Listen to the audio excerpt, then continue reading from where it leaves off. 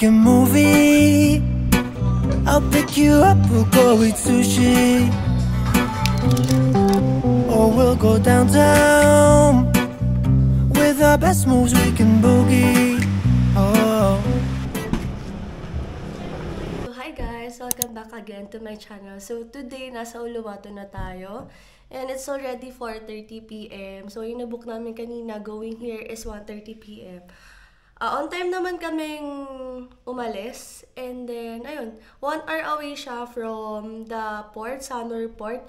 So, dun lang sa Sanur Port, hindi ka pwedeng mag-book doon mismo. So, merong mga pick-up location. So, need pa lumabas. So, I think mga 5 minutes away lang naman. So, ayun. And then, going here, mga 1 hour and 20 minutes naman. So, nag-stay kami dito sa Bella Villa. And we booked this via Agoda. So, ayun. So, here's the room tour lang, guys. So, here's our room. And may sofa lang dyan. Sliding door. So, here's the bed. May saksakan, both each side naman. And then, may vanity area lang here. May TV. And then, may closet area. So, pwede namin dito lagay yung gamit. So, maluwag naman dito. So, very good siya. Syempre, may aircon. And then, here's the bathroom. So, malaki naman yung bathroom niya. May heater, and then may salamin dito. So, overall, goods naman siya. I forgot lang how much namin siya na-book. So, if ever, lalagay ko na lang sa baba or sa kung saan man. And then, i-link down below ko na lang din yung place. Para if you guys interested, madali nyo siyang mahanap. So, ayun. So, here's my fit lang today. I'm just wearing a top from Cotton On. And then, sarong. So, my lola got this from SM daw.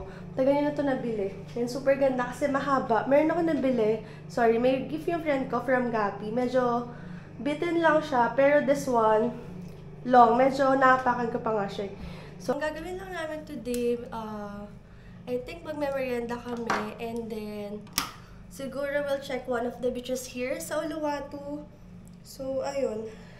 Yung na-book namin, medyo near naman siya sa mga beach area. Kasi, nakadalawang book din kami. Nung una, medyo malayo siya. Sa mga gusto namin puntahan, mga 30 minutes away. Eh, parang sa isip-isip ko, masyado siyang malayo.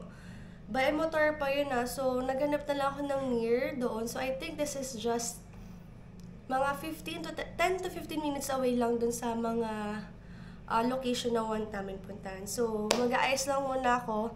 I'll just change my clothes. So, mag-swimsuit na rin ako. Let's go.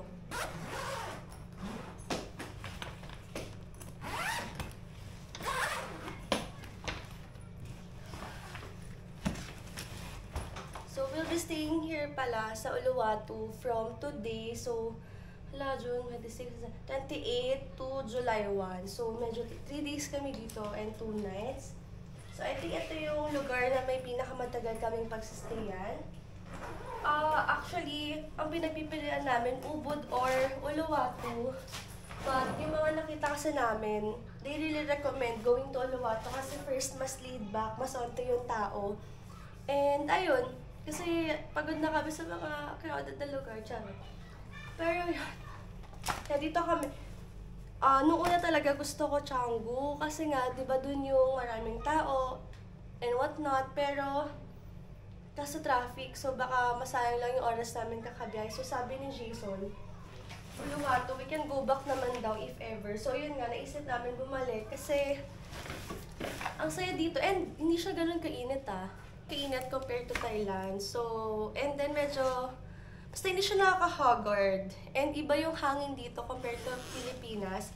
Hindi lang ako sure kung ganito lagi Pero kasi, ngayon June naman, hindi naman talaga siya rainy season. So, ito yung mga summer season din nila.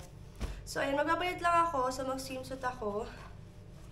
So, hindi ko alam kung gagamitin ko swimsuit. Bye!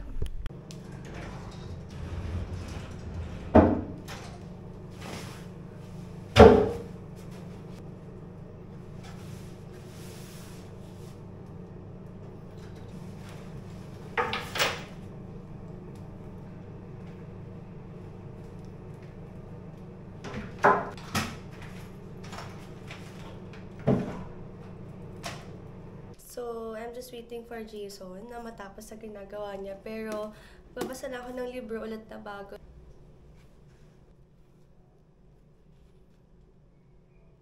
Okay, so nasa Dreamland Beach kami. Mga 15 minutes away from our hotel. So, beach lang siya.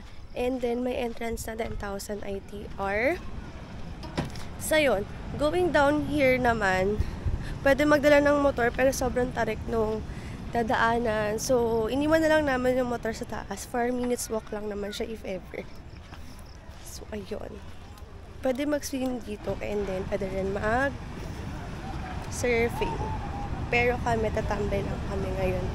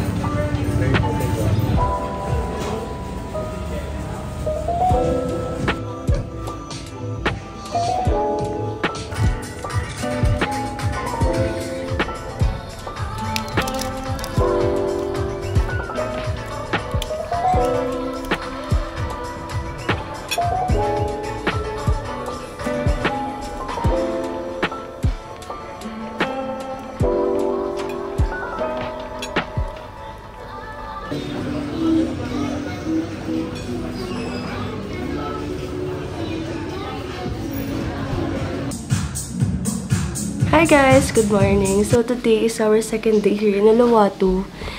And ang agenda lang namin today, pupunta lang kami ng mga beaches, yung mga sikat. And then later, mag-stay kami sa beach club. So ang balak namin Sunday. So sana meron kaming maabutan. Hindi kasi kami nakapagpa-reserve. So if ever walk-in lang kami, ganun. Kung ano lang available na bed or whatsoever. So, I'm just using, again, Jeju Aloe Ice 3-in-1 Niacinamide kasi 100 yung SPF nito. So, ito yung ginagamit ko sa face. Face and body naman na siya. So, ayan. Mag-aayos lang kami and then, mag-breakfast kami sa Lecleaf. Maganda rin yung view niya dito. So, yun. Also pala, tawag dito, hindi ko alam kung nabanggit ko na, pero magdala kayo ng adapter. Yung saksakan nila dito, yung 2 bilog lang. So, nahirapan kami mag-charge ng mga gamit. Nakabili lang kami ng adapter sa convenience store. Pero, ang pwede mo lang malagay doon yung mga charger ng mga cellphone, yung mga Type-C, saka yung USB. So, yun lang. Hindi kami makapag-charge ng laptop or di rin ako makagamit ng plancha kasi nga wala kaming saksakan. So, yun. And then, if pupunta pala kayo sa Uluwatu, mas okay magpapalit. If Tadaan King Seminyak, mas okay yung rate doon. Parang, di ba, nagpapalit ako doon sa PT. SGD lang naman yung pinagbasehan ko.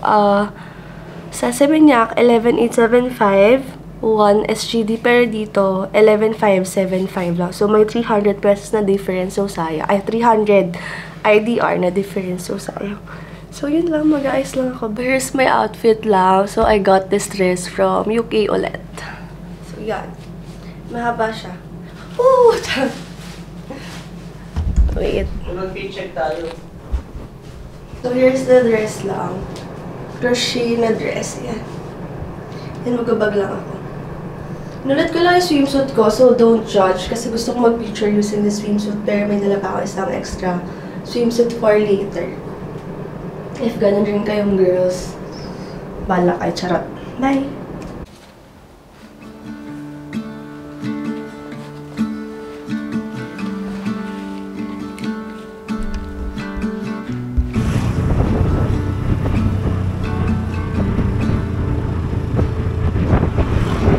Been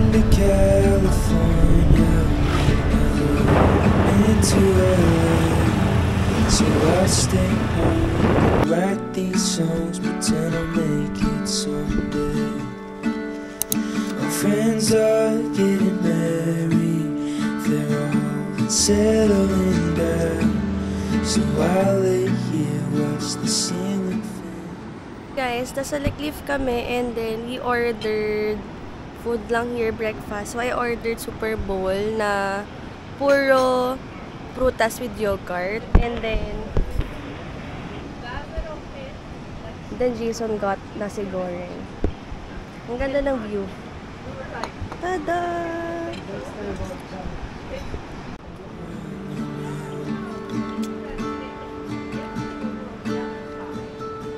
And it's always gone too fast, like a trip to the beach or the life of James Dean. It kills me to think I'm avoiding the pill I can't swallow.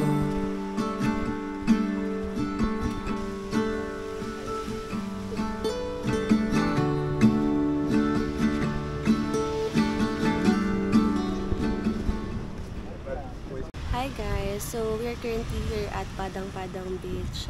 Nagbabasa lang ng libro. And then, si Jason, nagsiswimming lang doon. So, I think we'll be staying here for an hour or more. And then, magla-lunch lang kami later ulit sa Warung Lokal. I think yun lang. So, sobrang chill lang nung last 3 days namin. Kasi ayaw na nga namin nung super pagod na laging may tour. Kasi doon kami nahahapo. Unlike kapag hawak namin yung oras namin. So, ayun. So, puro beach lang kami, kain, and then beach club. So, ayun.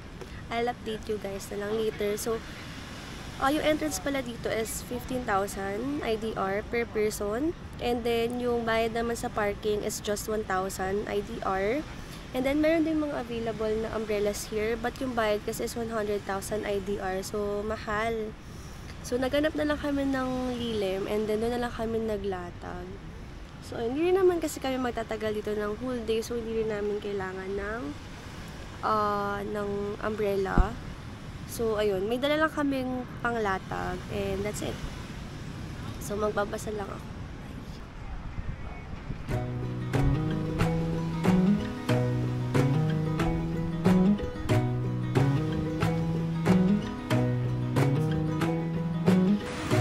I think there's another universe where I have and maybe in that other universe. Cute! We're here again sa Warung Lokal kasi mura yung food dito, like less than 100,000. And then I got the shades from, hindi ko maalala yung name, for only 135,000 IDR. So, less than 500 pesos. Sobrang ganda, sobrang sturdy nung heels. So, yun.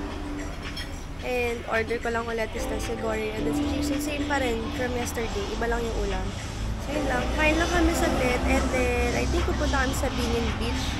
And then, last destination for today is yung Sunday Beach Club. Hindi pa rin sure kung maraming tao. Baka ibang beach club na lang. Kain lang kami. Bye!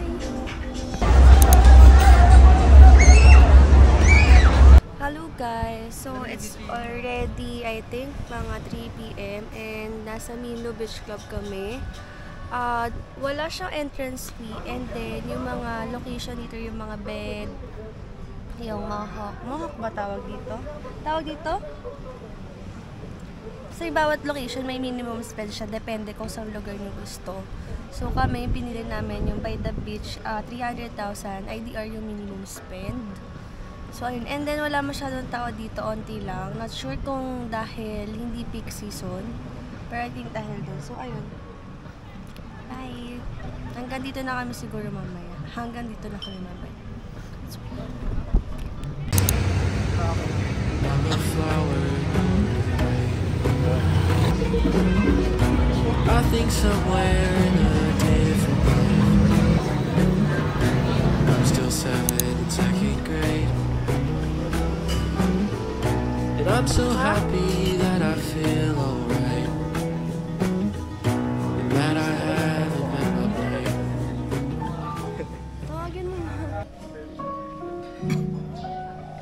got cheesy toast, matcha latte, and then croissant, and hot latte. Hot latte.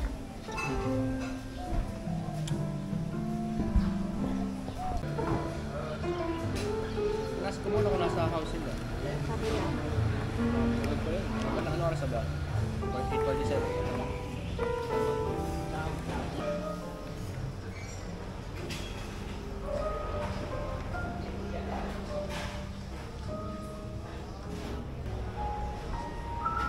Guys, so it's 10:50 and nandito lang kami sa Single Fins near Suluban Beach. Wala lang, dito na lang kami tumambay, di na kami bumaba kasi wala namang shore doon. Balak din lang sana namin mag-chill. So dito na lang kami nag-stay, maganda rin naman yung view. So eto, hindi pa lang ako nakikita nyo kasi medyo malayo pero may mga nagsiselfie lang. Ayun. Mag-hatch market kami later, 11 AM pa kasi yung open niya. Pumunta kami kanina, konti pa lang yung tao. So, nag-stay lang, nagpapalipas lang kami ng oras and then later pupunta na kami. So, bye!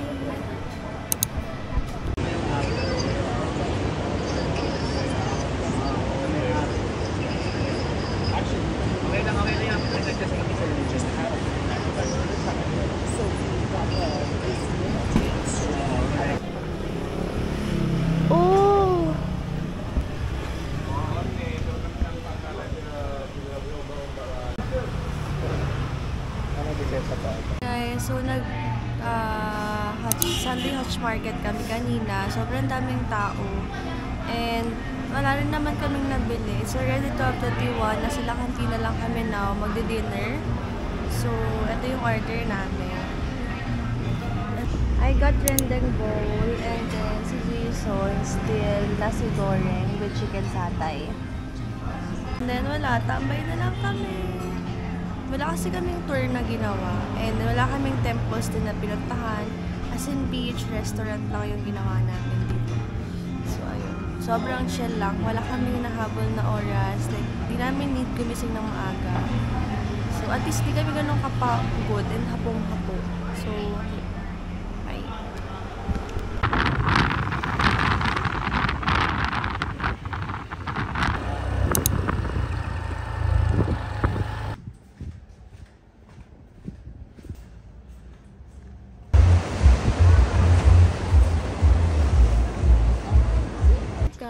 So, it's currently around, I think, 3 PM.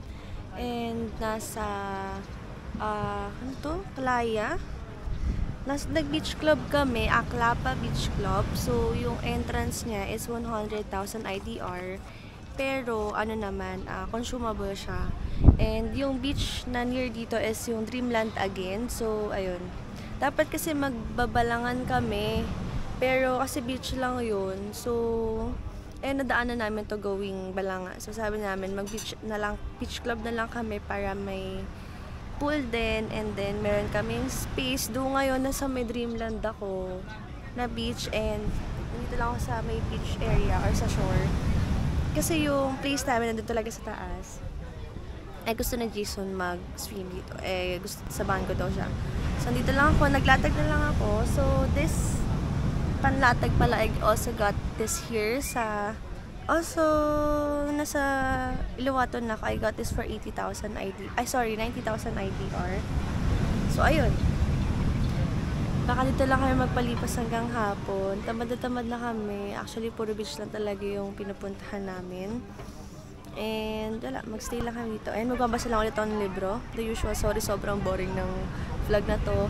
But I'll put everything na details kung ano mga ginawa namin, kung magkano yung mga nagastos namin para you guys have an idea kung magkano yung kailangan yung dalhin, yung kailangan yung spend here. So, ayun. Bye! Ako? Hindi ka mag-picture? Gusto ko nga eh.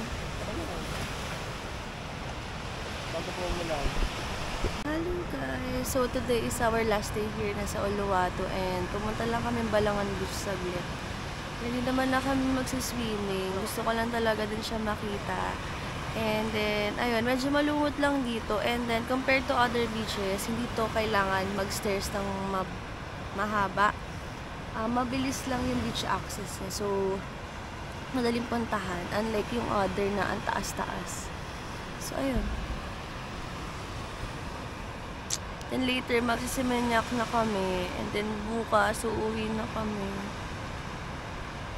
Sad. So, yun lang.